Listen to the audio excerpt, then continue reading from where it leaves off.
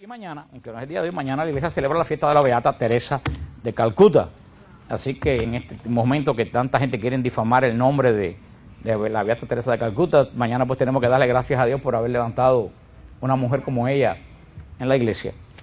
Porque cuando uno se siente bien, cuando uno, como nuestros hermanos protestantes que se llenan de fuego y gritan aleluya porque sienten a Dios en su corazón, así es fácil servir al Señor. Ahora la fe no se prueba ahí. La fe es como la amistad. ¿Cuándo se prueba la fe? La amistad. En las tribulaciones. La fe se prueba cuando tú no sientes nada, cuando tú estás vacío y tú sigues fiel caminando junto al Señor como hizo ella. Esa es más fe. Lo otro es emocionalidad. Eso verdaderamente es fe. Y eso nos habla cada uno de nosotros también.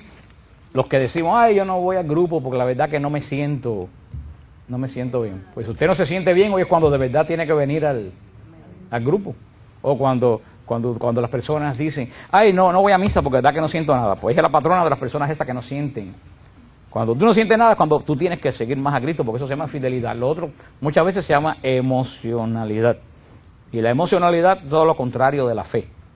Acuérdense que le he dicho siempre que desconfíen de la emoción y agárrense de la fe. Hemos hablado todos estos días del credo de Nicea, hemos estado hablando de la base de la fe de la iglesia, que es el credo de Nicea. Estamos en la parte de creo en un solo Señor Jesucristo, hablamos del señorío de Jesucristo, hablamos de la obra de Jesús, de la justificación, de la redención, de la propiciación, toda la obra que hizo Jesús en la cruz. Hablamos cuando habla el credo del descenso de Jesús a los infiernos, hablamos de la resurrección, hablamos estas 2 últimas semanas ampliamente de la resurrección, no solo como dogma de fe, sino también hablamos el sentido profundo de la resurrección, que más allá que celebrar una fiesta el día de Pascua, que la tumba está vacía, hablamos todo lo que ocurre, inclusive espiritualmente para nosotros, en la resurrección de Cristo y todo lo que Cristo nos logra con su resurrección. Hoy vamos a hablar de la parte del credo que dice, subió a los cielos y está sentado a la derecha de Dios Padre. Dice el Catecismo de la Iglesia en el punto 668, Cristo murió y volvió a la vida. Para eso, para ser Señor de muertos y vivos, como dice Romanos 14:9. La ascensión de Cristo al cielo significa su participación en su humanidad, en el poder, en la autoridad de Dios mismos. Jesucristo Señor posee todo poder en los cielos y en la tierra. Él está por encima de todo principado, potestad, virtud, dominación, porque el Padre puso bajo sus pies todas estas cosas, como dice Efesios 1, del 20 al 22. Cristo es el Señor del cosmos y de la historia. En Él la historia de la humanidad e incluso toda la creación encuentra su recapitulación, su cumplimiento trascendente. Entonces el Catecismo de la Iglesia, por eso es muy importante que todos leamos el Catecismo de la Iglesia. Si todos ustedes estudiaran el Catecismo de la Iglesia, yo no tuviera necesidad de pararme aquí a explicar esto. Porque como está diciendo, nosotros celebramos fiestas, pero la mitad de las veces no sabemos ni qué celebramos. El día de Navidad vamos a la misa porque nació el niño Jesús y la Navidad se convierte en una fiesta de regalos y de arbolitos y de luces, que cuando se quitan las luces de las casas alumbradas por fuera y oscuras por dentro. La Navidad termina siendo una fiesta de niños, cuando la Navidad es la fiesta más teológicamente más importante de toda la cristiandad. La Navidad es que aquel que no cabe en el universo se hizo uno exactamente igual que nosotros. Es la fiesta de la humildad de Jesús, como dice San Agustín, que se hizo como nosotros para hacernos nosotros semejantes a Él. Sin embargo, ¿a qué hemos reducido la fiesta de la Navidad? A una fiesta. Entonces ponemos y no solo pagana, inclusive hasta los mismos católicos, nos vamos a decir el mundo, yo estoy hablando de los católicos, no estoy hablando del mundo. El mundo ya yo ni lo toco porque eso no tiene remedio. Está escrito así, está escrito y eso va a suceder así. Estoy hablando de nosotros. Una fiesta de nacimiento, de animalitos, de pastorcitos con cara de. Y está bien, pero no quedarse en esa sensibilidad, porque muchas veces esa sensibilidad anula el profundo sentido de las fiestas cristológicas, como es la Navidad. Vimos la misma Pascua, vamos a la iglesia y llenamos la iglesia el día de resurrección, pero la mitad de la gente que va el día de resurrección no sabe las cosas que explicamos estos días atrás sobre el verdadero profundo sentido de lo que en nuestra vida, el impacto de nuestra vida tiene la resurrección de Jesús, el vencimiento de la muerte, el abrirnos la fuente de la vida a cada uno de nosotros. La ascensión de Jesús es otra fiesta que pasa desapercibida todavía que la Navidad y que la Pascua. La ascensión, la mitad de los católicos ni saben que la ascensión ni van a misa. Y los pocos que van, dicen así, Jesús sube a los cielos. pero verdaderamente no entendemos qué cosa significa la ascensión de Jesús a los cielos. Por eso es bien claro lo que dice el Catecismo en el punto 668. El Catecismo dice: Jesús, resucitado entre los muertos, Señor de la vida, Señor de la muerte, porque descendió a los infiernos y salió victorioso y vivo de los infiernos, Señor del pecado, porque destruyó el pecado con su obediencia en la cruz. En este momento entra a la plenitud de nuevo de la vida que Él siempre ha tenido. Recuérdense lo que dice San Pablo, y hemos hablado ampliamente cuando hablamos de la encarnación, que Jesús, al ser ese hombre, se despojó ¿de qué? De todo su atributo divino. No dejó de ser Dios, pero se desprendió de su condición de Dios. ¿Se recuerda que les expliqué cuando yo fui a ser de portero? Y les expliqué lo mismo cuando llegué de Cuba, los médicos que han llegado de Cuba y se han tenido que poner a limpiar baños en los hoteles. ¿Han dejado de ser médicos? No. ¿Pero de qué se han despojado?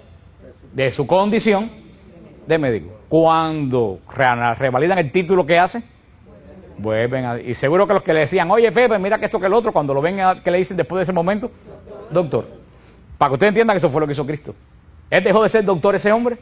No, perdió las prerrogativas de ser doctor. Cristo no dejó de ser Dios, pero dejó los atributos de ser Dios para hacerse uno igual que nosotros, menos en el pecado. Cristo dio la batalla que debíamos haber dado nosotros, pero que nosotros no la podemos dar porque estamos dominados por el pecado. Cristo da la última batalla. ¿Cuál es el último enemigo que le quedaba al hombre? La muerte. Y la vence. Venció el pecado, venció el demonio y venció a la muerte. Ahora Jesús, esto es lo que es la fiesta de la ascensión, Jesús vuelve a recibir todos los atributos divinos del cual se había despojado. Por eso que le dije la semana pasada, que es lo que Jesús le dice a la Magdalena: no me toques, no me toques. Algo había cambiado en Jesús. Ya Jesús no era el hombre de Galilea que caminaba con sus apóstoles, ya Jesús era la segunda persona, había asumido de nuevo su condición, su prerrogativa divina. Y por eso, y como dice San Agustín, al hacerse ser humano nos hizo a nosotros divinos. No quiere decir que nosotros seamos dioses, sino que nos dio la condición divina. ¿Se recuerdan el axioma teológico que le dije? Lo que en Dios es por naturaleza, en nosotros ¿por qué? Por gracia. Menos mal que eso lo aprendieron. De tanto repetir algo se tienen que aprender alguna vez en la vida. Lo que en Dios es por naturaleza, en nosotros por gracia. Jesús es naturalmente divino.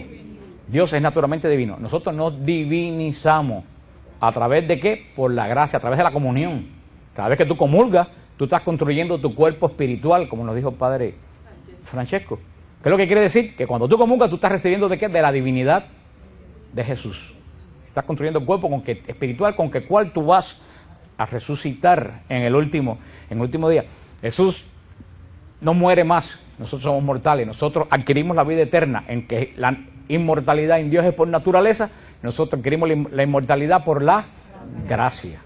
O sea, por eso Jesús sube al cielo a volver a asumir las prerrogativas de segunda persona de la Santísima Trinidad. Pero no solo Jesús sube al cielo a asumir la prerrogativa de la Santísima Trinidad, sino que para mí eso es lo más importante de toda la ascensión de Jesús a los cielos. Con la ascensión a Jesús a los cielos ocurre un hecho único en el universo. La encarnación fue un hecho único en el universo. ¿Cuál fue la encarnación? Dios se hizo hombre. Primera vez que Dios no se disfrazó de hombre, no se hizo pasar por hombre, se hizo verdaderamente hombre en todo menos en el pecado. Pero en todo lo demás, totalmente hombre. Eso es una cosa única en la humanidad. Ahora pasa otra cosa única en la humanidad. Es primera vez que un hombre entra al lugar santísimo donde jamás hombre alguno había penetrado. A la presencia del Padre, donde dice la epístola a los Corintios y otras escrituras, que solamente las entrañas de Dios es penetrada por el Espíritu Santo, porque solamente Dios puede penetrar a Dios. Ningún hombre, ni muerto ni vivo, puede penetrar el lugar santísimo donde mora Dios. Bueno, por primera vez en la historia, un hombre entra al seno de Dios. ¿Quién es ese hombre? Jesús. Verdadero Dios, pero verdadero hombre. Y resucitado, no resucitó espiritualmente, resucitó con cuerpo tal como nosotros. Así que es un hecho cósmico único. Así que la encarnación fue para abajo, pero ahora la ascensión es para la encarnación. Dios se abaja. Ahora para la ascensión Dios, nosotros los hombres, ¿qué cosa? Subimos a la presencia de Dios. Y de ese adentrarse a Jesús, verdadero Dios, verdadero hombre, adentrarse en la presencia de Dios, de ahí se desprenden un millón de cosas de las cuales nosotros somos beneficiarios. O sea que la ascensión no es solamente, ay, qué bonito, Jesús subió a los cielos, se fue, va y se acabó. No. Pero todos ustedes que lo han pensado hasta ahora, no me vengan con cuentos, que todos ustedes han pensado eso mismo. Y yo también lo he pensado hasta que empecé a estudiar esto. Para mí la ascensión era algo que sí ocurrió. Para mí la ascensión era el final de la etapa mesiánica de Cristo. Porque eso también es así. ¿En qué momento Jesús empieza la etapa mesiánica? ¿En qué momento de la historia de la salvación Jesús se constituye en Mesías? Yo lo digo, Espíritu Santo de Dios, que constituiste a Jesús Mesías en las aguas de Jordán. Hace 5 años que lo digo sin parar. Jesús es ungido Mesías en el bautismo. Hasta ese momento, ¿qué cosa era Jesús? El hijo del carpintero de Nazaret. ¿Qué es lo que decía la gente que lo veían? Este no es el hijo del... Nada extraordinario la gente había visto en este muchacho. Sin embargo, en las aguas de Jordán, el Espíritu Santo baja precisamente por eso, a constituir a Jesús Mesías. Y es curioso que es en las aguas de Jordán. ¿Por qué en las aguas de Jordán? Porque las aguas de Jordán fue el que cruzó el profeta Joel para hacer entrar a Israel en la promesa de Dios, en la tierra prometida. ¿Y cómo se dice Joel? ¿Cómo se dice Joel en hebreo? Joshua. ¿Y cómo se dice Jesús en hebreo? Joshua. Lo mismo. En las aguas de Jordán, donde Josué, donde Josué entró a Israel a la promesa de Dios, en las aguas de Jordán, Jesús comienza su misión para adentrarnos nosotros en la tierra prometida, en la presencia de Dios. Jesús es constituido Mesías en el río Jordán. Jesús hace toda su obra mesiánica en los 3 años, la redención, la justificación, resucita entre los muertos. Cuando Jesús sube a los cielos, una etapa de la vida de Jesús termina. ¿Qué etapa termina en la obra, en la subida a los cielos? La acción mesiánica de Jesucristo. Jesús termina esa su obra mesiánica. Por eso, cuando los apóstoles en la cima del Monte de los Olivos, cerca de Betania, cuando los apóstoles ven que Jesús entra en la nube, se quedan mirando al cielo. Y hay una enseñanza teológica tremenda que yo siempre la doy en el Monte de los Olivos, los que quieren pasar el sol. Porque los que se van bajo la mata a comprar se quedan sin saber qué fue lo que pasó. En la cima del Monte de los Olivos hay una casetita ahí musulmana donde la gente se mete y yo nunca doy explicación dentro de la caseta, porque lo más importante ahí en ese lugar donde Jesús subió al cielo no es el suelo, lo más importante de ahí es el cielo. Y yo se lo digo a la gente, miren el cielo, aquí, en este lugar, porque a lo mejor Jesús en la cueva de Belén no nació aquí, a lo mejor nació allí, a lo mejor la multiplicación de los panes no fue aquí, fue allí, y el agua de Jordán que corre no es la misma que bautizó Jesús, pero ese cielo, el mismísimo cielo, no ha cambiado. Ahí Jesús subió a los cielos. Y ese subir a Jesús, cuando Jesús sube a los cielos, ¿qué lo cubre? Una nube, una nube. Tenemos que estar atentos a los signos bíblicos. ¿De qué es la nube signo en la Biblia? De la presencia de Dios. Siempre que hay una nube, es la presencia de Dios. ¿Dónde hay nubes en la Biblia? La primera nube que vemos en la Biblia, ¿por dónde aparece? En el Éxodo, muy bien, pero muy genérico. ¿En qué parte del Éxodo?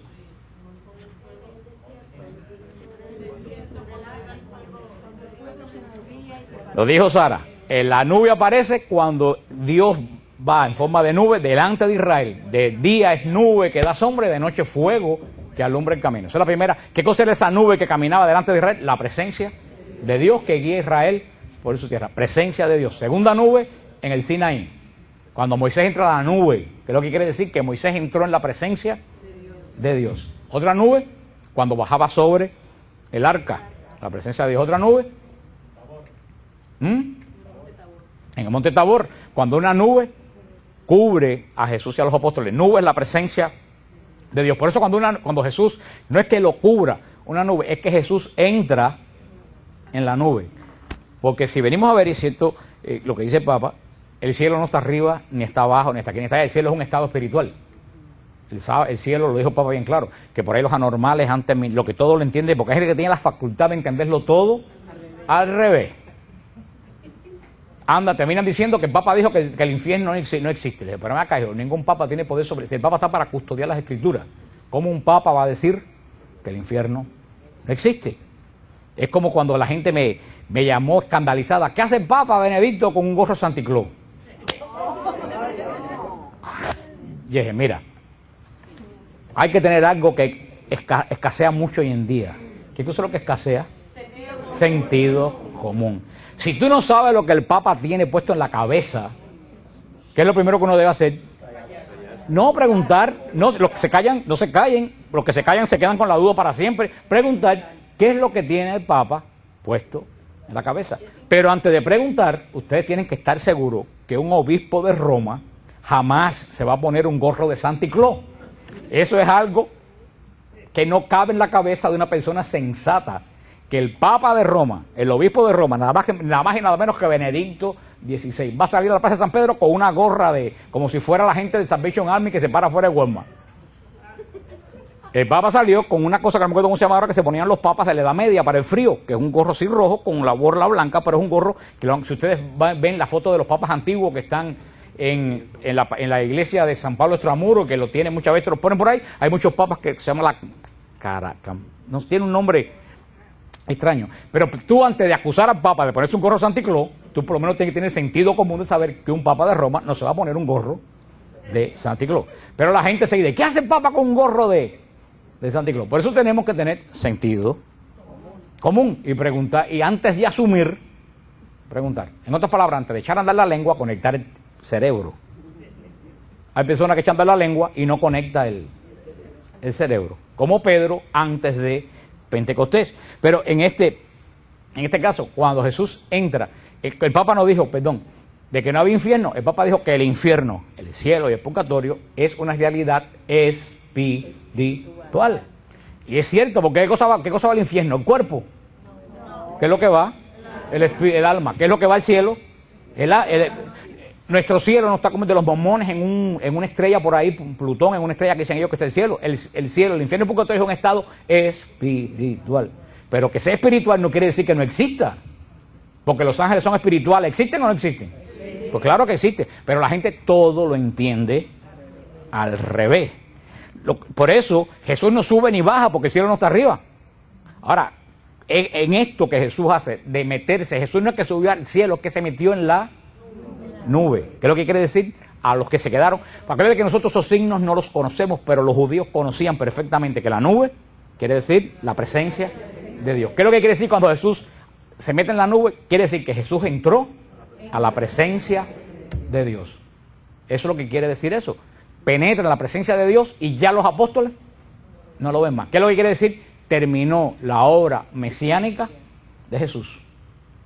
La obra de él personalmente, físicamente, como hombre en la tierra. Va a comenzar una etapa nueva en la vida de Jesús. Por eso cuando los apóstoles se quedan mirando a la nube, porque no están mirando al cielo, están mirando a la nube. ¿Qué le dice el ángel? Varones de Galilea, que están mirando para arriba. Ese Jesús que vieron subir, vendrá a juzgar vivos y muertos. ¿Que en otra cosa que le dijeron? ¿Se acuerdan la pregunta de Pedro antes de Jesús subir a la nube? Es ahora cuando vas a instaurar el reino de Israel. Mucha gente acusa a Pedro de hacer una pregunta que tenía metida en su cabecita del reino de Israel, pero eso es una gran realidad. Todo el mundo sabía que el Mesías venía a restaurar el reino de Israel. El Mesías venía. Pedro ve que Cristo se va, se está despidiendo, y que dice, bueno, ahora cuando tú vas, porque ya Pedro pensaba que ahí se había acabado todo. Y Jesús le dice, Jesús no le dice que no va a instaurar el reino. Jesús le dice, a ustedes no le corresponde saber en qué hora yo voy a instaurar el reino de mi Padre. Por eso cuando el mensaje del ángel tiene que ver con las palabras de Jesús, que dice el ángel, ¿qué estáis mirando arriba? ¿Qué es lo que quiere decir? El reino de Dios no va a caer del cielo. ¿Qué les dice? ¿Qué haces mirando al cielo? Ese Jesús va a venir de nuevo a juzgar vivos y muertos. Dice, para que exista el reino de Dios, le dice el ángel, en otras palabras, ustedes tienen que construir el reino de Dios. Por eso el ángel le dijo, en vez de mirar para arriba, ¿dónde tenemos que mirar? Para abajo. Le dijo a Pedro, ¿tú quieres el reino de Dios? Construirlo. Porque ahí termina la obra mesiánica. Vamos a ver después qué obra comienza de Jesús. Pero ¿qué sucede 10 días después? Pentecostés. 10 días después desciende el Espíritu Santo. Y la ascensión tiene una conexión tremenda con Pentecostés. Y Jesús lo dijo, ¿conviene que yo me vaya? ¿Y por qué convenía que Jesús se fuera para que vos? Porque el Espíritu Santo no podía bajar. Fíjate, el Espíritu Santo había bajado en manifestaciones de nube, había bajado, ha ungido a los profetas, pero nunca había bajado como presencia a quedarse en la iglesia. Ahora el Espíritu Santo va a bajar, no va a bajar y volverse ahí como hacía con los profetas en el arca, va a venir y quedarse.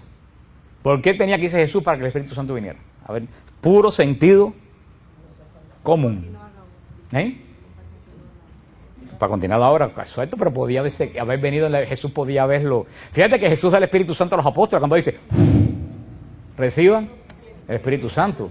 Se lo da a los apóstoles, pero para algo a quien ustedes perdonen, yo perdono. Es darle fusión del Espíritu para una obra que es el perdón de los pecados. ¿Tú sabes qué cosa fue eso lo que hizo Jesús?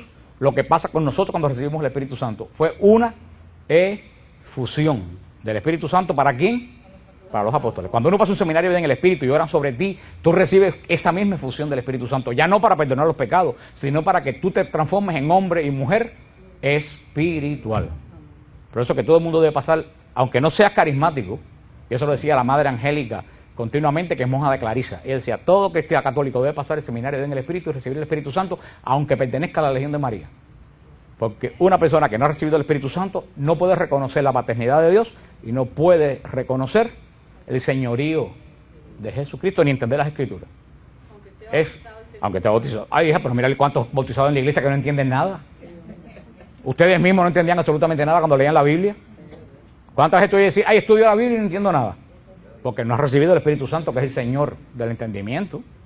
Por eso le digo a todo el mundo, si tú quieres empezar la vida espiritual, lo primero que tú tienes que hacer, aunque nunca cojas una pandereta ni nunca vayas a un grupo de oración, es pasar un seminario del Espíritu. ¿Por qué un seminario? Porque la renovación carismática es la única que hace ese tipo de armas. Si lo hicieran otra gente, mira, yo mando a la gente a Siervos de Cristo Vivo que también lo hacen. Si lo hiciera Emaús, yo lo pasara a mandar a Emaús. Pero hasta ahora estas son las únicas dos organizaciones en Miami que hacen seminario de vida en el Espíritu. Si tú no recibes el Espíritu Santo, tú vas a tener una vida espiritual seca. La aridez espiritual que tuvo la Madre Teresa de Calcuta, ¿tú sabes de quién fue culpa? De su director espiritual. Porque si el director espiritual manda a Teresa de Calcuta a pasar un seminario de vida en el Espíritu, se le pasa esa aridez espiritual. Santa Teresa estuvo 20 años de aridez espiritual, hasta que se encontró con nada más y nada menos con San Francisco de Borja, que le dijo, invoca al Espíritu Santo. Y cuando Santa Teresa una noche cantó el Benite Cargato el Espíritu, invocando al Espíritu Santo, recibió la efusión del Espíritu Santo y se convirtió en maestra de oración. Ese hombre que ha publicado las cartas de la Madre Teresa, yo creo que no, para una persona sensata no es la Madre Teresa la que queda mal. Él es el que queda mal, que no supo aconsejar bien a su dirigida espiritual. Pues yo soy maestro de la escuela y ninguno de mis muchachos nunca le aprueban un examen. ¿De quién es la culpa? Del maestro. Ahí él fue el mal director espiritual.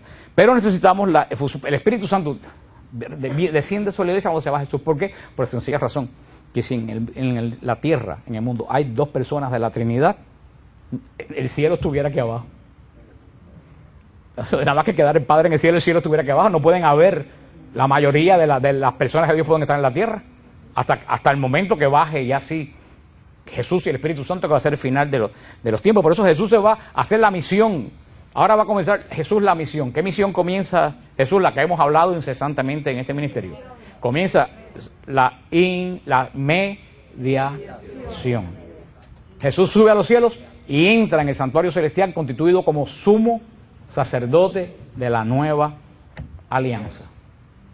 Ahí comienza la mediación de Jesús hasta que regrese. Y este tiempo de la mediación de Jesús como sumo y eterno sacerdote, que está representado en nuestro símbolo del cordero sobre el altar, que dice el Apocalipsis, el cordero puesto de pie, pero sacrificado. Como yo les dije a ustedes, el Apocalipsis no habla de fin del mundo. El Apocalipsis es el Evangelio celestial. Así como los cuatro evangelios hablan de la obra de Jesús en la tierra, el Apocalipsis habla de la obra de Jesús en el cielo. Sobre todo el capítulo 4 te da una visión tremenda. Comienza la obra final de Jesús, que es la mediación sacerdotal. ¿Qué cosa es la mediación sacerdotal? El tiempo que Jesús va a estar delante del Padre, intercediendo, mediando, me gusta más decir, por cada uno de nosotros. Lo explicamos la semana pasada, interpretando que con la sangre que entra, como dice San Pablo en el capítulo 9 de Hebreos, con la sangre que entra en sus manos. Cada vez que la ira de Dios se va a desatar sobre nosotros por nuestros pecados, que la ira de Dios es justa, que para la ira de Dios, cuando Jesús le presenta su sangre, entre la ira de Dios y mi pecado, se pone la sangre de Jesús. ¿Cómo se llama eso? Le dije a ustedes, divina misericordia. La divina misericordia. Efectuando. Comienza la mediación de Jesús. ¿Por qué? Ahora va a comenzar el tiempo de la cosecha. Jesús va a estar orando en el cielo por todos los redimidos que vamos a entrar en el proceso de la salvación. Porque recuérdense que le dije que muchas veces, etimológicamente, porque muchas veces San Pablo utiliza las dos palabras, pero una cosa es la redención y una cosa es la salvación. La redención es la obra gratuita que hizo Jesús de abrirnos a cada uno de nosotros el camino al Padre, de volvernos a comprar para Dios. Eso es para todo el mundo. Ahora, la salvación es el proceso en el cual yo me apropio de la redención. Ese es un proceso personal. Es el proceso que tú dices, yo quiero entrar quiero ser uno de los redimidos y traer esa redención a mi vida. Pero eso la redención es gratuita y está ahí, pero la salvación me cuesta a mí, porque es una decisión personal que termina el día que te encuentras con Jesús y Él sella tu destino. No es destino que te impuso, es destino que tú, porque Dios no manda a nadie para el infierno. Cada uno de nosotros, si nos vamos, que Dios nos ampare, nos vamos por nuestros propios pies. Comienza la obra de la mediación sacerdotal de Jesús en el cielo, diciéndole al Señor, dale una oportunidad más que Él cambia, dale otra chance que va a volver a cambiar. Mientras esa obra está sucediendo en el cielo, ¿quién desciende sobre la iglesia? El Espíritu Santo. Y comienza la obra de la iglesia. ¿Cuál es la obra de la iglesia? Llamar a esos hombres que han sido redimidos y que no lo saben, a que entren al proceso de la salvación. Que eso vamos a hablar cuando lleguemos a la sesión del credo, creo en el Espíritu Santo. Es una combinación de las dos divinas personas. Recuerden que yo dije que el Padre, el Hijo y el Espíritu Santo son las dos manos de Dios. ¿Se recuerdan el icono que les hablé de los tres ángeles sentados en la mesa? Que dos de los ángeles tienen las manos puestas en la mesa, pero el tercer ángel no tiene las manos puestas en la mesa. El que no tiene, la mesa es la creación, el que no tiene puestas las manos en la mesa es el Padre, que no se mezcla con la creación. ¿Quiénes se mezclan con la creación? El Hijo y el Espíritu Santo. Con la ascensión de Jesús a los cielos comienza el tiempo de la iglesia. Comienza el tiempo de la iglesia. Ya la obra de Jesús en la tierra quedó terminada. ¿Quiénes tienen que comenzar la obra de Jesús en la tierra? Nosotros. Los apóstoles y los apóstoles nosotros, porque la orden de vayan por todo el mundo predicando el Evangelio no es solamente para los apóstoles, para todo, se llama la Gran Comisión. Es la orden para todos los cristianos. Vayan predicando la buena noticia. Eso comienza con la ascensión de Jesús a los cielos. Jesús se va a los cielos, pero el Espíritu Santo nos baja al día siguiente. ¿Qué tiempo se demora en bajar? 10 días. ¿Y qué le dice Jesús a los apóstoles? No se muevan de Jerusalén y manténganse en oración. ¿Ustedes saben cuántos días oraron los apóstoles? 9 días. Ese es el origen de las novenas católicas. Los apóstoles tuvieron 9 días en oración, porque el 10º ya no oraron, el 10º bajó el Espíritu Santo. Por eso cuando en la iglesia hay un hecho grande, ¿qué se hace? 9 días de oración. Y nosotros, cada uno de nosotros, si fuéramos a hacer algo importante, deberíamos empezar 9 días de oración, porque eso, ¿de quién viene la recomendación? De Jesús. Los apóstoles tuvieron que orar 9 días porque Dios no da nada de gratis. Ellos tuvieron que prepararse espiritualmente a lo que venía. Y eso es el seminario de vida en el Espíritu. El seminario de vida en el Espíritu es una preparación a lo que viene el último día, que es cuando la iglesia ora sobre la persona para que reciba, no el Espíritu Santo, que lo recibió en el bautismo, para que reciba una efusión del Espíritu Santo. Pero a la ascensión, eso es lo más importante, termina el ministerio mesiánico de Jesús y comienza el ministerio sacerdotal de Jesús, que va a durar ¿hasta cuándo? Hasta que Jesús salga a juzgar vivos y muertos. Ahí comenzará la plenitud de los tiempos. Cuando ya se acabe el número de los redimidos, ya no va a haber más nada, ya se cumplió el número de los que tenían que pertenecer al Cordero. Ahora, mientras Jesús está haciendo la obra en el cielo, ¿quién está actuando en la tierra? El Espíritu Santo, que no es una persona de Dios pasiva. Tú cuando recibes el Espíritu Santo, lo primero que hace es que la gente nota que tú recibiste es el Espíritu Santo.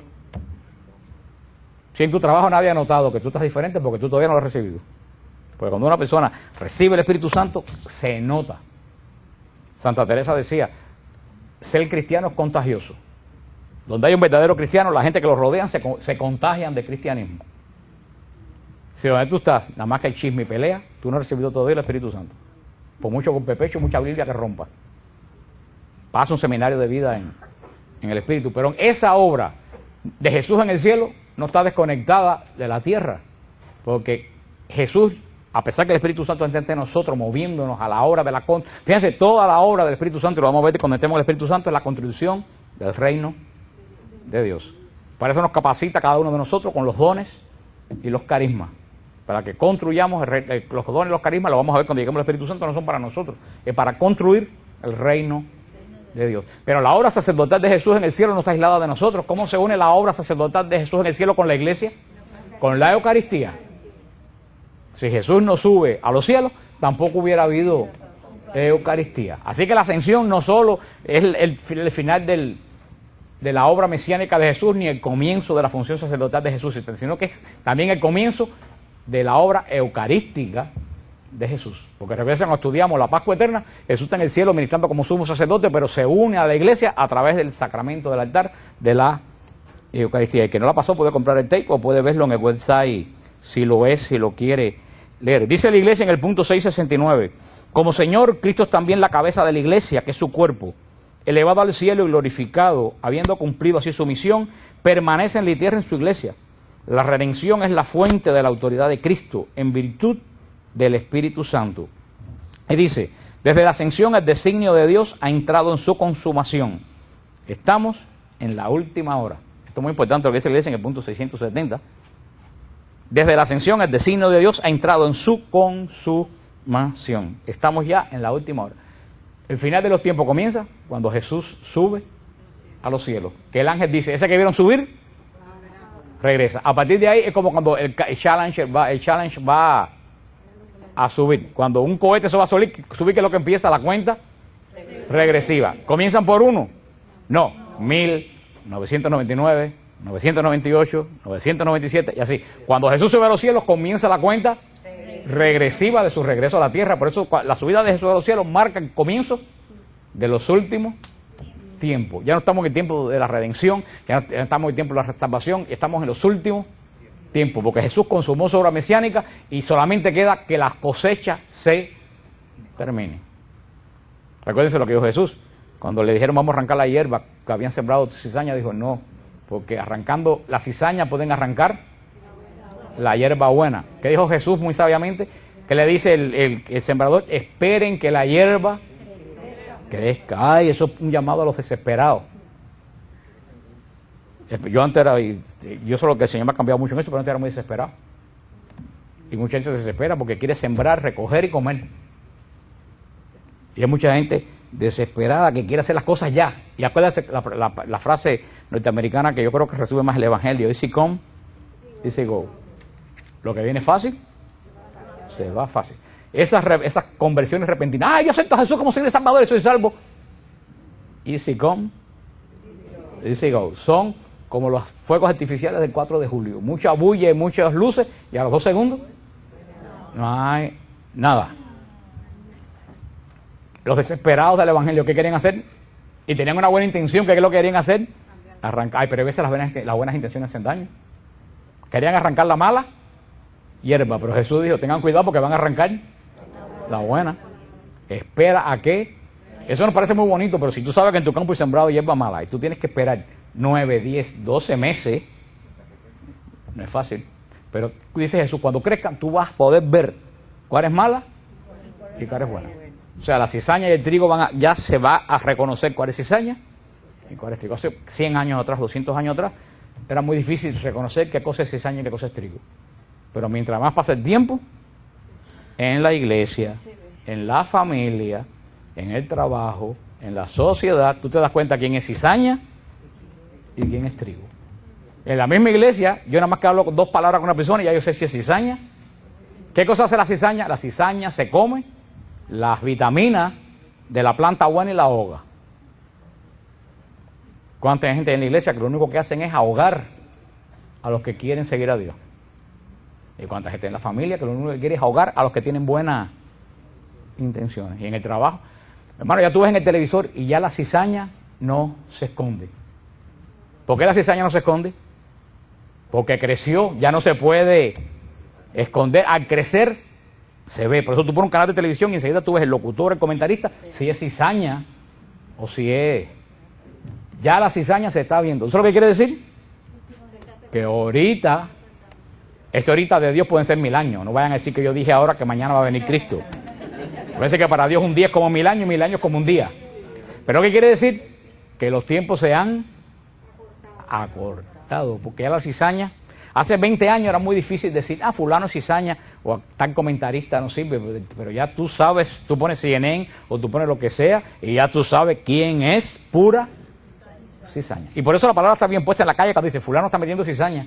Saben de lo que está hablando. Con la ascensión de Jesús, que también comienza el conteo regresivo de los últimos tiempos. Dice, sigue diciendo la iglesia, el reino de Cristo presente ya en su iglesia, sin embargo, no está todavía acabado. Y esto es muy interesante lo que dice. ¿Qué dice la iglesia? El reino de Cristo no está acabado. Comenzó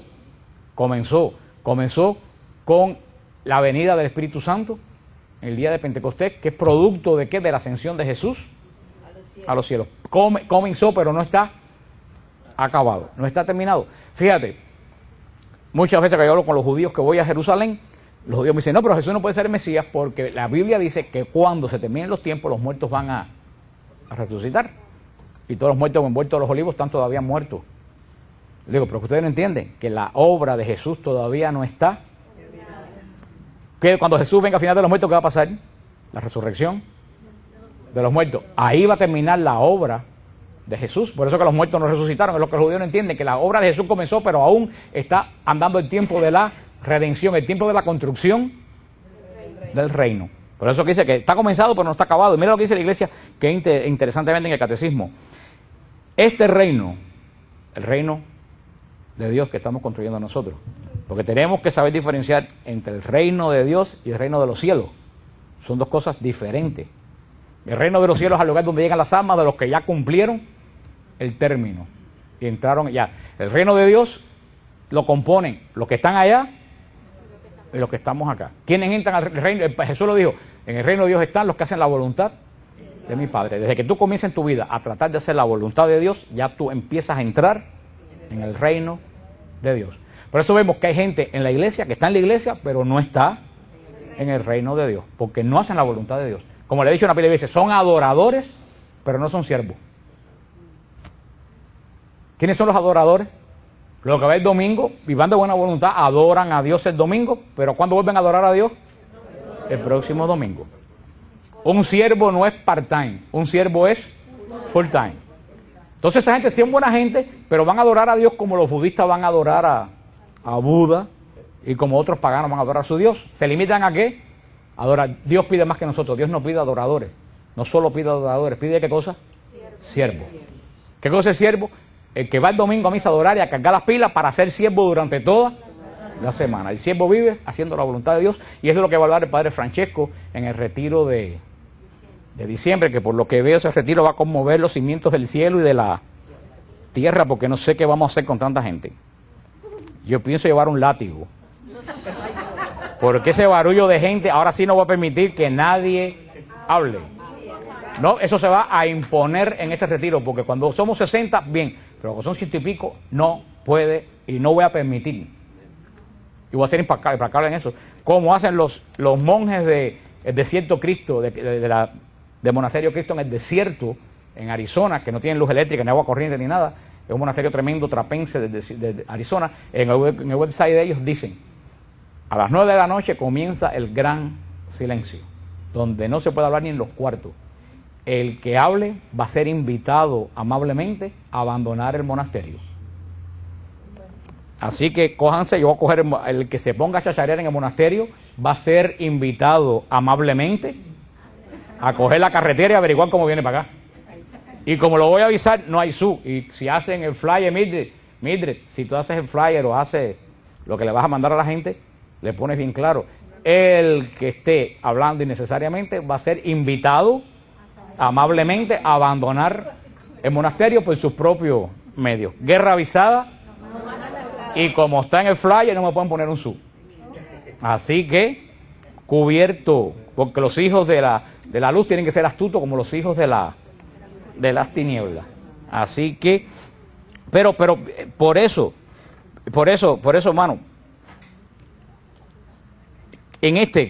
volviendo a lo que estamos hablando, lo dice bien claro, la iglesia, este reino que estamos construyendo, dice, es aún objeto de los ataques de los poderes del mal. Por eso este reino que está en construcción es, ¿por qué? Por eso, porque este reino no está construido, está en construcción. Sigue siendo la iglesia, esto es muy interesante, a pesar de que estos poderes hayan sido vencidos en la Pascua de Cristo, hasta que todo no haya sido sometido a sus pies, hasta que no haya un nuevo cielo y una nueva tierra, la iglesia vivirá en dolores de parto. Eso lo dice el Catecismo en el punto 671. El Catecismo tiene las cosas clarísimas. ¿Por qué estamos en tribulación? Porque mientras estemos construyendo el reino, entonces ustedes se recuerdan, lo más seguro es que no se recuerden. Porque si no se recuerdan de lo que yo digo aquí en la oración, que se van a acordar del libro de Nehemías. A lo mejor ninguno ni saben que existe el libro de Nehemías. En el libro de Nehemías, cuando Nehemías comenzó a construir las murallas de Jerusalén, todo el mundo lo empezó a atacar. Lo atacaban los cananeos para que no hicieran las murallas, y lo atacaban los israelitas porque no querían que hicieran las murallas, porque si se hacían las murallas iban a tener que regresar. O sea que había una guerra de afuera y de adentro. Hasta el punto que Nehemías construía el muro con las armas en la mano. Y así pasa, eso es lo que pasa en la iglesia. Estamos construyendo el reino de Dios con ataques de afuera y ataques de adentro. Los de afuera porque el demonio no quiere que se construya el reino de Dios. Y los de adentro, que hay muchos que no les conviene que se construya el reino de Dios porque van a tener que cambiar de vida y dejar las comodidades que tienen. Porque el reino de Dios implica cambio. Y el reino de Dios implica que tú de verdad tomes conciencia de la condición a que el Señor te ha llamado. Que si eres un laico te ha llamado a vivir haciendo la voluntad de Dios, te ha llamado a vivir en santidad. Porque si tú dices yo no soy santo, vete para la iglesia de Pichardo porque aquí no tienes nada que hacer. Vete que Pichardo te hace santo con $7,000 con una gallina prieta. Aquí no, aquí la santidad es gratis, pero hay que ganársela. Y ese concepto de antes, no, acuérdense que, como decía Santa Teresa, la humildad es la verdad. Eso de, no, yo no soy santo, yo soy un sapo bajo una piedra. ¿Tú sabes a quién tú estás negando? Al Espíritu Santo. Y lo decía Juan Pablo II, el cristiano, el católico que no quiere ser santo está perdiendo el tiempo en la iglesia. Porque todo en cada una de los santos de los altares son los extremos que nos sirven a nosotros de ejemplo, pero cada uno de nosotros, tanto el camino grande como el de Santa Teresa, como el de San Juan de la Cruz, como el de San Benito, el camino grande como el de Juan Pablo II, que son caminos tremendos, pero también está Santa Teresita de Lisieux, que dijo, a los que no pueden hacer grandes cosas, hagan pequeñas cosas. Y este camino pequeño de Santa Teresa de Lisieux, que me gusta decir de Teresita porque no es Teresita, es Teresota. Ella dice, es la solución para la santidad. Ser santo es hacer las cosas ordinarias extraordinariamente bien. No quieras irte a la India a predicar el Evangelio, porque nunca en tu vida vas a ir y tampoco lo vas a construir. Empieza a construir para predicar el Evangelio ¿dónde? En tu trabajo, en tu casa donde nadie te oye y dice que estás loca o loco. Ahí comienza a predicar el Evangelio. Es como Monseñor Román dice, que los que van y dicen, Monseñor, yo si me sacara la lotería le iba a dar $300,000. Dice Monseñor Román, si tú no me vas a dar $1, si te sacas la lotería no me vas a dar nada. Y lo dice el Señor, el que no es de fiar en las cosas pequeñas, no es de fiar en las grandes. Si tú ahora no le mandas a Monseñor Román $10 para lo que él está haciendo, cuando tú sacas la lotería, menos lo vas a ver. O sea, olvídense de las cosas grandes, lo que dice Santa Teresita, con la gente, si yo tuviera dinero, los niños del África. No, empieza a mandar dinero para el hogar del Honor Portela. Ahora lo que tenga y olvídate de los niños del África, porque es bueno querer de lejos, pero el problema es querer de cerca. Es como pasa cuando la familia de uno está en Cuba o en Nicaragua, en Colombia, todo el mundo los adora. Cuando vienen y se te meten 7 meses en la casa, termina en bronca. Y le quieres rentar un efficiency para que se vaya rápido. Pero es que de lejos se ama bien. Hay un refrán que no lo voy a decir. Amor de lejos, no sigan, termínenlo en su mente. Pero es un refrán bíblico. El amor que nos llama Jesús no es el amor de lejos. Es el amor del...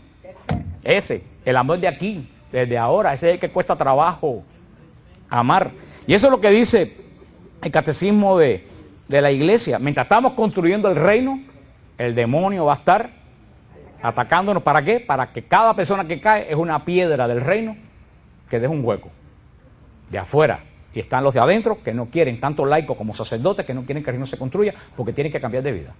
Pero con un sacerdote que recibe el Espíritu Santo, tiene, y lo dijo el Papa el otro día, así que no lo estoy diciendo yo. Léanse, no sé cuántos de ustedes reciben Zenit. Zenit es gratis, no cuesta nada. Si ustedes se van a www.zenit con Z y T al final, .org, esa es la sala de prensa del Vaticano. Te llegan todos los días a tu casa, diariamente las noticias de la iglesia.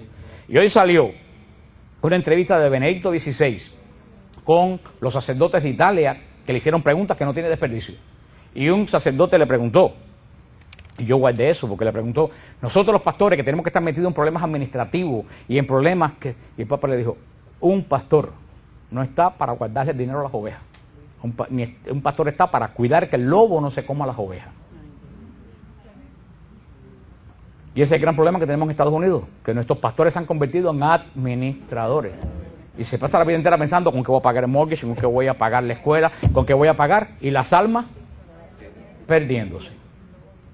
Y el Papa lo dijo, un sacerdote que recibe el Espíritu Santo, la efusión del Espíritu Santo, sabe que tiene que ponerse a confesar a la hora que se lo pidan. Sabe que tiene que ir por las casas buscando las almas que están perdidas, arreglando los matrimonios que están destruidos, no trancados en una oficina. Pero es más cómodo quedarse en una. Eso en cuanto a los sacerdotes. Lo mismo se aplica a los religiosos y religiosas, lo mismo se aplica a los laicos, cada cual en su... Por eso que mucha gente le tiene miedo del Espíritu y del testimonio. Lo dice la iglesia. Este es el tiempo del Espíritu y del testimonio. Ahora, hermano, solamente puede dar testimonio el que tiene el Espíritu. Porque el que no tiene el Espíritu lo que puede dar es un contra-testimonio. Y el contra-testimonio hace más daño que el demonio. ¿Qué es eso que dicen? Ay, mira, tan católico y mira lo que hizo. Hermano, y yo les aviso, les advierto en contra de los contratestimonios. Lo dice el Señor bien claro. Cuando el Señor dice que escandalicen nuestros pequeñuelos, cuando Jesús dice que escandalicen nuestros pequeñuelos, no se refiere a los niños. Porque Él dijo primero, para entrar a los reinos de los cielos hay que hacerse. Él puso el ejemplo del niño, y de eso voy a hablar yo en el retiro de mayo. Yo en el retiro de mayo voy a hablar de la infancia espiritual. ¿Qué cosa es la infancia espiritual? Pero, basada en la doctrina de Santa Teresita, por supuesto. Jesús no dijo que los niños, no, dijo, tienen que, ustedes los hombres tenemos que hacernos como los niños. Dijo, y el que escandalice a nuestros pequeñuelos, no se estaba refiriendo a los niños, se estaba refiriendo a nosotros que nos teníamos que hacer. El que escandalice a nuestros pequeñuelos, más le vale que se amarre una piedra de molino en el cuello y se lanza al abismo. Los que fuimos a Israel la última vez, ustedes vieron de qué tamaño y cuánto pesa una rueda de molino, porque lo vimos en Cafarnaúm. Hermano, el que dé contratestimonio, el que dé escándalo, como dice el Evangelio, más le vale no haber nacido. Por eso es tan terrible los escándalos de los sacerdotes. Porque no es igual el escándalo de ustedes en su casa que el escándalo de un sacerdote. El de ustedes se entera tú y su familia, el de un sacerdote se entera hoy en día el mundo entero. Por eso hay que orar por los sacerdotes que han dado escándalo, hermano. Hay que orar porque esas almas están en un tremendo peligro, porque cuando se enfrenta con el Señor, yo no quiero estar en sus zapatos. Yo no quiero estar en sus zapatos. Y los que están pensando en dar escándalo, más vale que alguien les advierta esto. Y a nosotros, ni hablar, sigue diciendo la iglesia. El dragón. Y dice que como no pudo agarrar a la mujer, porque la mujer se refugió en el desierto, ¿quién hace la guerra? A los hijos de la mujer. Tiempo de guerra y de combate. Por eso lo dice San Pablo en Efesios 6, eso que le gusta tanto a Rubén, que hay que ponerse la armadura de Dios y la espada del Espíritu, porque el diablo como reloj rugiente está lanzando los... Entonces todos estos cristianos católicos que no tienen la armadura de la fe, ni el casco de la esperanza, ni de la salvación, ni de la palabra de Dios, los agarra el demonio encantado de la vida. Si con el casco es y te da palo, imagínate tú sin el casco. Por eso es que estamos viendo, dice, desde la ascensión, el advenimiento de Cristo en gloria es inminente, aun cuando a nosotros no nos toque conocer el tiempo ni el momento fijado por el Padre. La venida del Mesías glorioso, en un momento determinado de la historia, se vincula al reconocimiento del Mesías por todo Israel. Eso lo vamos a hablar la semana que viene, como, y cuando hablemos ahora de, porque estamos hablando ahora, subió a los cielos y se sentó a la derecha. La semana que viene vamos a hablar, y de nuevo vendrá con gloria a juzgar vivos y muertos. Por eso, esa es la ascensión de Jesús. Si ustedes ven, es más allá que la fiesta de que Jesús subió a los cielos. Es algo tremendamente escatológico. Y también, mira si es escatológico, ¿qué quiere decir? Que la creación por primera vez penetra en las entrañas de Dios, en Jesucristo como verdadero Dios, pero como verdadero hombre. Es una fiesta tremenda la ascensión de Jesús a los cielos. Y cuando dice que se sentó a la derecha del Padre, volvemos a decir, Dios no tiene derecha, ni tiene izquierda, Dios es espíritu puro. Pero eso no está dicho por Dios, eso está dicho ¿para quién?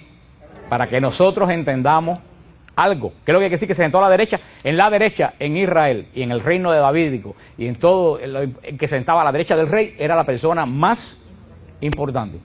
Por eso quiere decir que Jesús volvió a ser importante en la Trinidad como persona de la segunda persona de la Trinidad, como Jesús asumió, se sentó a la derecha de su Padre, asumió la posición que le ha pertenecido desde el principio de los siglos. Pero fíjate qué interesante, ya no se sienta como espíritu, se sienta como ¿qué? Como hombre. Eso es muy importante, porque esa humanidad de Jesús en el cielo es la que nos da las gracias que todos nosotros recibimos. Porque en las gracias que recibe Jesús las comparte con su iglesia, porque la cabeza está en el cielo, pero el cuerpo ¿dónde está? En la tierra. No en la tierra, nosotros somos el cuerpo, dice San Pablo, somos el cuerpo de Cristo. Si la cabeza de Cristo está en el cielo, quiere decir que todo lo que recibe Cristo en el cielo, nosotros lo recibimos, por supuesto, como dijo la hermana, a través de la Eucaristía, pero somos el cuerpo de Cristo, aunque nuestra cabeza está en el cielo sentada a la derecha. Sentado a la derecha quiere decir que asumió, entró en la gloria de la Santísima Trinidad. Como vimos cuando María, que lo dice, el reino davídico, la madre del rey se sienta a la derecha del rey. Fíjate, la derecha es el lugar de importancia. María no se sienta a la derecha de la Santísima Trinidad, se sienta en el reino davídico a la derecha de su Hijo Jesucristo, que es otra cosa. Pero ahora Jesús se sienta a la derecha de Dios. Lo mismo que vemos, Jesús ocupa el lugar más importante, como Hijo unigénito, como Hijo que ha recibido todo poder, honor y gloria, pero ya no de forma espiritual, porque recuérdense que le dije, Jesús antes de la encarnación era un Espíritu Santo. No el Espíritu Santo, era un Espíritu Santo, porque Jesús era Espíritu. ¿Santo? ¿Era santo o no era santo? Sí. Ahora Jesús en la encarnación se convierte en hombre y entra al trono de Dios siendo hombre. Ese es el gran misterio que mucha gente no acaba de entender. Ese es el gran misterio. Que dice, bueno, si Jesús es un ángel, si Jesús es un ángel, como dicen los testigos de Jehová, murió por nosotros, pero no puede sentarse a la derecha de... O como me preguntó alguien hoy, yo no estoy seguro si Jesús sea un gran profeta. Digo, pudiera ser un gran profeta, pero Moisés nunca se puede sentar a la derecha del Padre. Ahí solamente se puede sentar alguien que es igual a él y comparte la divinidad con él, porque es el lugar santísimo donde no penetra nadie. ¿Está claro lo de la ascensión? ¿Alguna pregunta sobre la ascensión? Sí, te pregunto. A ver. Ahí donde yo entro en una polémica con mi razonamiento. Decimos que Jesús es espíritu. No, Jesús no es espíritu. Que es humano, que entró con cuerpo. Verdadero Dios y verdadero hombre. Decimos que en el cielo solo hay espíritu, que todo es espíritu. ¿Quién dijo? O sea, eso es lo que tenemos. Nosotros vamos en espíritu. Pero mira, primero te voy a decir, la razón no puede penetrar la fe. Ahí tú tienes que dejar la razón a un lado. La razón es para la cosa de la tierra, la razón es para la cosa del cielo. San Agustín lo dijo. Si tú entiendes a Dios, ese no es Dios. Por eso le dijo al ángel, ¿por qué quieres meter porque él dijo, San Agustín, pues hay que meter algo en un hueco? Dice, así te pasa lo que estás pensando tú. Si te pones a pensar en tu razón, la Trinidad es desrazón. Tú no puedes entender a Dios. Jesús entró así, no, pero quiero decirte, pero en el cielo solamente no hay espíritu, porque María está en cuerpo en el cielo, y el profeta Elías está en cuerpo en el cielo, y el profeta Enoc está en cuerpo en el cielo. Pero nosotros, nuestro cuerpo se queda aquí hasta el tiempo final. Eso es un misterio de Dios que ni tú ni yo lo podemos entender, solamente decir que así fue por fe. Punto. Moisés no se sabe. Yo me inclino a creer que sí, pero eso es una opinión mía personal por datos. Pero aunque hay un libro judío apócrifo que se llama La Ascensión de Moisés, que no está entre los libros canónicos judíos. Pero eso es una cuestión aparte, que no me metan en ese enredo. Y yo no predico aquí opiniones personales, sino lo que está escrito en la iglesia. Si ustedes un día, doy una clase de mis opiniones personales. Pero repartiéndole un papel para que ustedes lo firmen, que eso es idea mía personal y que no se puede achacar a la iglesia. Cuando se habla de resurrección, Eso viene cuando hablemos de la resurrección de los muertos. No te me adelantes al asunto. Si no estás aquí, estás en Venezuela, entra en el website, que si lo grabaron lo vas a poder leer. ¿Alguna otra pregunta sobre lo que hemos hablado hoy? ¿Alguien tiene alguna duda, alguna pregunta? Hablen ahora o callen para siempre, y después vengan aquí unos días a que yo pregunte algo y se me miren con ojos vacuos, con ojos que detrás no hay nada, me miran así, como si nunca hayan oído lo que pregunto. Nadie tiene pregunta, lo cual quiere decir que lo entendieron todo o que no entendieron absolutamente nada. Todo el mundo lo entendió, nadie tiene duda de la ascensión, de la subida de Jesús a los cielos, de la sentada a la derecha del Padre. Nadie tiene duda. Ahí tiene una hermana que tiene duda. Dígame usted. ¿Ya qué? Ok, mira, la hermana tiene una duda. Ok, lo vuelvo a decir. El reino de los cielos es cuando las almas mueren y entran espiritualmente a gozar de la visión de Dios. Ese es el reino de los cielos. Pero el reino de Dios no está en los cielos. El reino de Dios está en la tierra y está en el cielo. El reino de Dios, uno entra al reino de Dios cuando tú aceptas a Jesús y cuando tú comienzas a vivir tu vida de santidad y comienzas a hacer la voluntad de Dios, tú entras en el reino de Dios. Por supuesto que si tú no entras aquí ahora en el reino de Dios, tú no vas a entrar en el reino de los cielos. Y si entras a los reinos de los cielos, porque te colaste a última hora, vas a tener que pasar un purgatorio bastante largo como preparación por el tiempo que no te preparaste aquí. O sea que el reino de Dios comienza cuando tú te adentras en el misterio de Dios para hacer su voluntad. Tú para ser ciudadano americano, ¿qué es lo que tú tienes que hacer para ser ciudadano americano? Tú tienes que, cuando juras la bandera, te comprometes a votar, te comprometes a ir a los jurados, lo cual quiere decir que ninguno de nosotros somos verdaderos ciudadanos americanos, porque hacemos todo lo posible por ir al jurado y nos vamos a votar. O sea, somos como muchos catolicones, queremos los beneficios, pero no queremos la obligación. Hermano, cuando a mí me llegan a jurado y a mí me llaman todos los años, por alguna razón incomprensible, yo siempre voy, porque ese es el precio que yo tengo que pagar por vivir en libertad y por vivir en el país más grande del mundo. Es lo menos que yo puedo. Y voy a votar a cuanta elección haya, hasta por el gato del ayuntamiento yo voy y voto. Porque esa es la obligación que yo tengo, sí, porque somos muy irresponsables. Somos muy irresponsables. Como cristianos, extremadamente irresponsables. Y así somos en la iglesia, lo más triste del caso. Queremos todas las bendiciones sin hacer absolutamente nada. Y somos tan descarados. Dios no me bendice. ¿Y qué tú haces para que Dios te bendiga? Acuérdate, para que Dios bendiga, tú tienes que poner la ofrenda. Dios no sacó los panes y los peces de un cartucho vacío. Tuvieron que poner 5 panes y 2 peces. Dios no saca, de nada Dios no saca nada. Si tú no pones, Dios no bendice. Entonces, en el reino de Dios es cuando tú y eso, que a mí se me fue el santo del cielo cuando hablé de eso es lo que el padre Francesco va a hablar en el retiro de diciembre. El padre Francesco va a hablar en el retiro de diciembre de cómo los mandamientos no se pueden cumplir. Pero va a hablar cómo las bienaventuranzas sí se pueden cumplir. El padre Francesco va a hablar cómo las bienaventuranzas es la plenitud de los mandamientos, pero en la gracia. Entonces va a decir, olvídense de los mandamientos y cumplan las bienaventuranzas. Un retiro que va a estar espiritualmente muy interesante.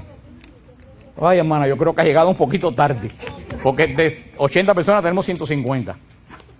De todas formas, habla allá afuera con Mildred para hacer una lista de espera que hay, para ver si alguien va a ser en diciembre 14, pero hace meses que está relleno, más que relleno está. Por eso, pero eso es lo que yo le decía, reino de Dios es cuando tú quieres de verdad entrar en el reino de Jesucristo. Entrar al reino de Jesucristo no es decir como los protestantes, yo acepto a Jesús como Señor y Salvador, no. Es aceptar a Jesús como Señor y Salvador, pero vivir como manda, en la obediencia que manda Jesús a su Padre Dios. Para que tú empiezas a obedecer a tu Padre Dios, ¿y cómo se llama obedecer al Padre Dios? Santificación. Porque si tú empiezas a obedecer a Dios, tú empiezas a quitar de tu vida lo que desagrada a Dios. Eso es entrar al reino de Dios. El reino de los cielos, cuando ya tu espíritu es sellado por Cristo, ya entró a la plenitud de la salvación, porque ya no puedes pecar más. Pero el comienzo del reino de Dios, lo dice Jesús, comienza en el corazón del hombre. Cuando yo acepto a Jesús, no solo lo acepto y me olvido, cuando yo lo acepto y comienzo a vivir de la forma que agrada a su Padre. ¿Entendiste?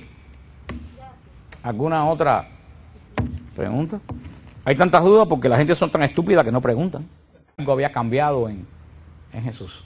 Ya Jesús no era el hombre de Galilea que caminaba con sus apóstoles, ya Jesús era la segunda persona, había asumido de nuevo su condición, su prerrogativa divina. Y por eso, y como dice San Agustín, al hacerse ser humano nos hizo a nosotros divinos.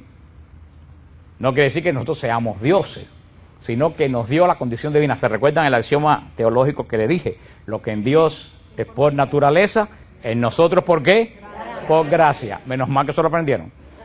De tanto repetir algo se tienen que aprender alguna vez en la vida. Lo que en Dios es por naturaleza, en nosotros por gracia. Jesús es naturalmente divino. Dios es naturalmente divino. Nosotros nos divinizamos. ¿A través de qué? Por la gracia, a través de la comunión. Cada vez que tú comulgas, tú estás construyendo tu cuerpo espiritual, como nos dijo el Padre Francesco. ¿Qué es lo que quiere decir? Que cuando tú comulgas, tú estás recibiendo ¿de qué? De la divinidad de Jesús. Estás construyendo un cuerpo espiritual con el cual tú vas a resucitar en el último día.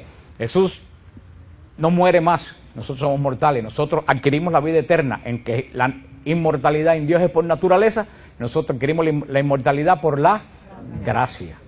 O sea, por eso Jesús sube al cielo a volver a asumir las prerrogativas de segunda persona de la Santísima Trinidad, pero no solo Jesús sube al cielo a asumir la prerrogativa de la Santísima Trinidad, sino que para mí eso es lo más importante de toda la ascensión de Jesús a los cielos.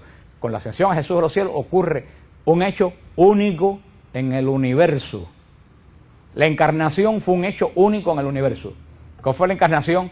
Dios se hizo pecado con su obediencia en la cruz. En este momento entra a la plenitud de nuevo de la vida que Él siempre ha tenido. Recuérdense lo que dice San Pablo, y hemos hablado ampliamente cuando hablamos de la encarnación, que Jesús, al hacerse hombre, se despojó. ¿De qué?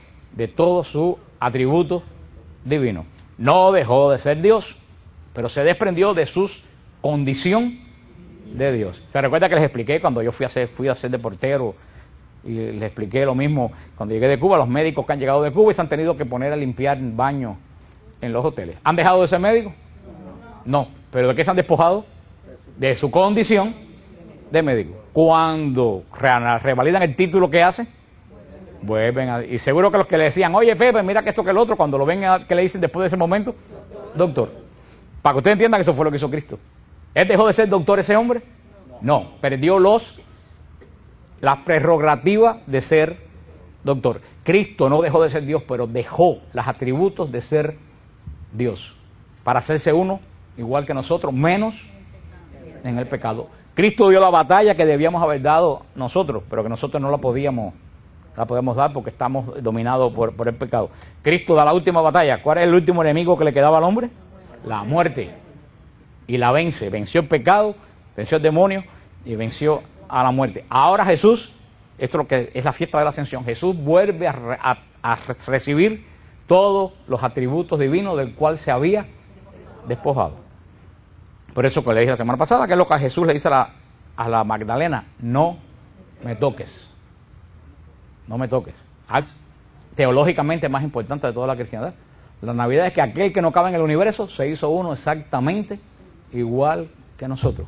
Es la fiesta de la humildad de Jesús, como dice San Agustín, que se hizo como nosotros para hacernos nosotros semejantes a Él. Sin embargo, ¿a qué hemos reducido la fiesta de la Navidad? A una fiesta. Entonces ponemos y no solo pagana, inclusive hasta los mismos católicos, nos vamos a decir el mundo, estoy hablando de los católicos, no estoy hablando del mundo, el mundo ya yo ni lo toco porque eso no tiene remedio. Está escrito así, está escrito y eso va a suceder así. Estoy hablando de nosotros.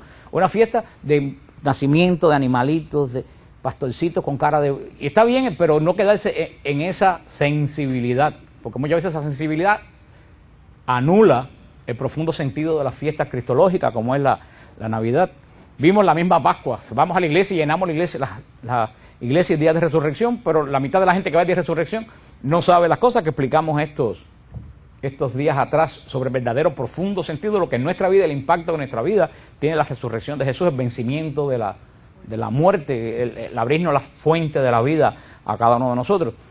La ascensión de Jesús es otra fiesta que pasa desapercibida todavía que la Navidad y que la Pascua. La ascensión, la mitad de los católicos ni saben que la ascensión ni van a misa. Y los pocos que van, dicen así, Jesús sube a los cielos, pero verdaderamente no entendemos qué cosa significa la ascensión de Jesús a los cielos. Por eso es bien claro lo que dice lo que dice el Catecismo en el punto 668. El Catecismo dice: Jesús, resucitado entre los muertos, Señor de la vida, Señor de la muerte, porque descendió a los infiernos y salió victorioso y vivo de los infiernos, Señor del pecado, porque destruyó el pecado. Y mañana, aunque no es el día de hoy, mañana la iglesia celebra la fiesta de la Beata Teresa de Calcuta. Así que en este momento que tanta gente quiere difamar el nombre de la Beata Teresa de Calcuta, mañana pues tenemos que darle gracias a Dios por haber levantado una mujer como ella en la iglesia.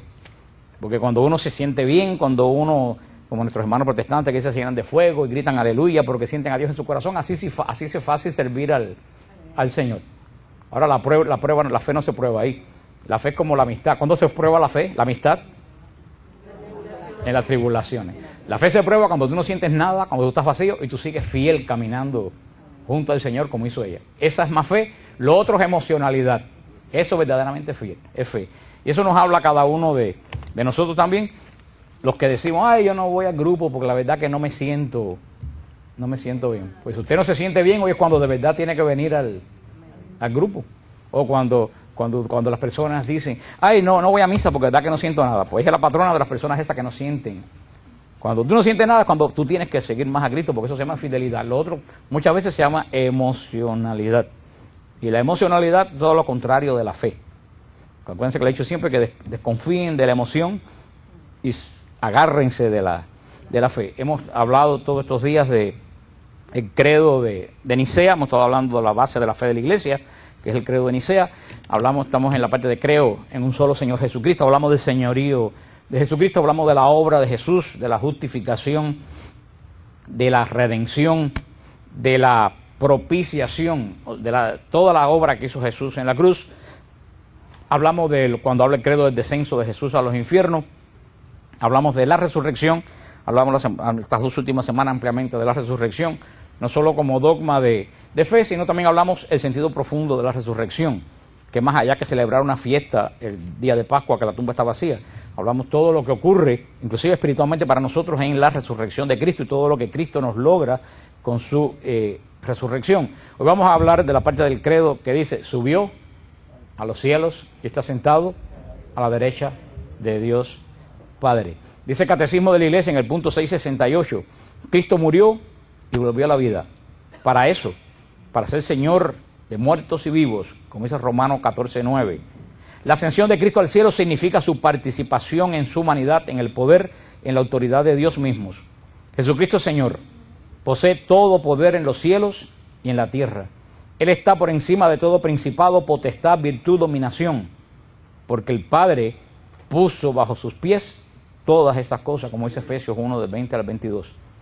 Cristo es el Señor del cosmos y de la historia.